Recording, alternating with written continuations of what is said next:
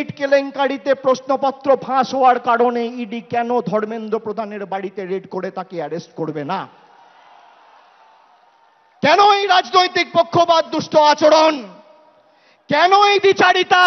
একদিকে আপনাদের মন্ত্রী, প্রাক্তন শিক্ষামন্ত্রী, আপনাদের দলের যে সেকেন্ড ইন কমান্ড পার্থ চট্টোপাধ্যায়ের, তার বান্ধবীর বাড়ি থেকে 51-50 কোটি টাকা পাওয়া গেল। আজকে ধর্মেন্দ্র প্রধানজি, আজকে ভারত সরকারের শিক্ষামন্ত্রী, আজকে তার ইনিশিয়েটিভে এই নিট যে দুর্নীতি হয়েছে এখানে যাতে সিবিআই তদন্ত হয় তার নির্দেশ দিয়েছেন ধর্মেন্দ্র প্রধানজি। আপনি কার সাথে কার তুলনা করছেন?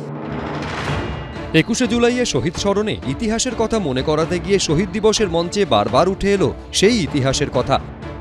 2022 সালের 23শে জুলাই তৃণমূলের শহীদ দিবসের ঠিক দুদিন পর নিয়োগ দুর্নীতি মামলায় ইডির হাতে গ্রেফতার হন প্রাক্তন শিক্ষামন্ত্রী পার্থ চট্টোপাধ্যায়। এদিন সেই প্রসঙ্গ তুলে নিট দুর্নীতি মামলায় কেন্দ্রীয় শিক্ষামন্ত্রী ধর্মেন্দ্র প্রধানের গ্রেফতারির দাবি তুললেন অভিষেক বন্দ্যোপাধ্যায়। 21শে জুলাই যেদিন হয়েছিল তার পরের দিন পার্থ চ্যাটার্জির বাড়িতে ইডি রেড করে তাকে গ্রেফতার করে। যদি কেউ দোষ করে তার বিরুদ্ধে ব্যবস্থা হোক। আমরা কোনো দোষকে, কোনো অন্যায়কে প্রশ্রয় দিই না।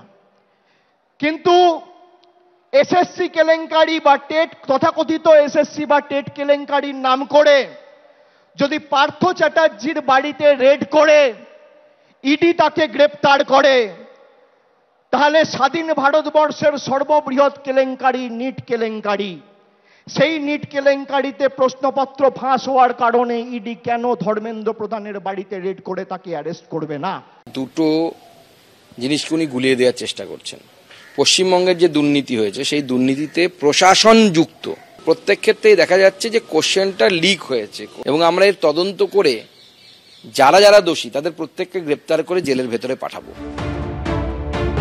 2014 সাল রাজ্য রাজনীতি তখন তোলপাড় হচ্ছে সারদা চিটফান্ড কেলেঙ্কারি ইস্যুতে। কলকাতায় এসে সারদা কাণ্ড থেকে হাতিয়ার করে ভিক্টোরিয়া হাউসের সামনের সভা থেকে তৃণমূলের শীর্ষ নেতৃত্বকে হুঁশিয়ারি দিয়েছিলেন রাজ্যের দায়িত্বপ্রাপ্ত বিজেপির তৎকালীন কেন্দ্রীয় নেতা সিদ্ধার্থ নাথ সিং।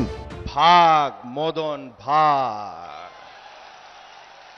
2015 में भाग मुकुल भाग और 2016 में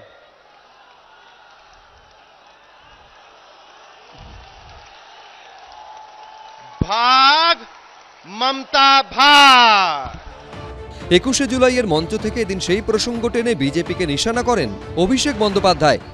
বিজেপি এই ধর্মতলায় 2015 সালে সিদ্ধার্থ নাথ সিং, অমিত শাহ মিটিং করে বলেছিল ভাগ মমতা ভাগ, ভাগ তৃণমূল ভাগ। আজকে বিজেপি নামক রাজনৈতিক দলটাকে বাংলার প্রত্যেকটা প্রান্ত থেকে বাংলার মানুষ প্রত্যাখ্যান করে, ভাগিয়ে ঝেঁটিয়ে বিদায় করে ভারতবর্ষে প্রধানমন্ত্রী নরেন্দ্র মোদীকে উচিত শিক্ষা দিয়েছে। 21শে জুলাইয়ের মঞ্চে ইতিহাসের কথা তুলে ধরে ভবিষ্যতের দিক নির্দেশ করল তৃণমূলের শীর্ষ নেতৃত্ব। দীপক ঘোষ, আবির দত্ত, হিন্দল দে, এবিপি আনন্দ।